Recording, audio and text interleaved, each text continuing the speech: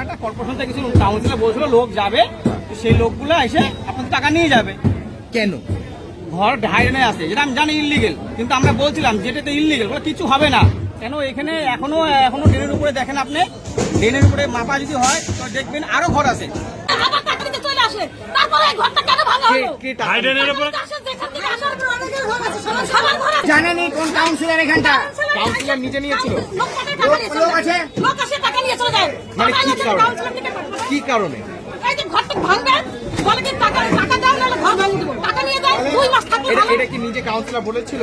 হ্যাঁ? কাউন্সিলর নিজে? হ্যাঁ, কাউন্সিলর থেকে এসে নিয়ে টাকা নিয়ে যায়। কাউন্সিলরের লোক আসে? কাউন্সিলর লোক আসে, এসে টাকা নিয়ে যায়। কাউন্সিলর কত করে নিয়ে যেত? অনেক টাকা নিয়ে গেছে, 1 লাখের উপরে টাকা নেওয়া হয়ে গেছে। তারপরে এই ঘরটা ভেঙে দিল। সে এসে টাকাটা নিয়ে যাবে, তাহলে তো আমি দিতে বাধ্য, তাই তো? তাই তো আজকে আমাদের টাকার পাওয়ার নেই দেখে আজকে আমাদের বাড়িঘর ভাঙা হচ্ছে। এই যে হকাস কর্নারে এই যে দেখেন দোকানগুলো দেখেন, মার্কেট কমিটিরা মোটা টাকা দিচ্ছে মিউনিসিপালিটিকে, ওই জন্য ভাঙতেছে না। এসেছিল, এটা কেন ভাঙা হয়নি? টাকা খাইয়ে দিয়েছে, ব্যাস বন্ধ হয়ে গেছে।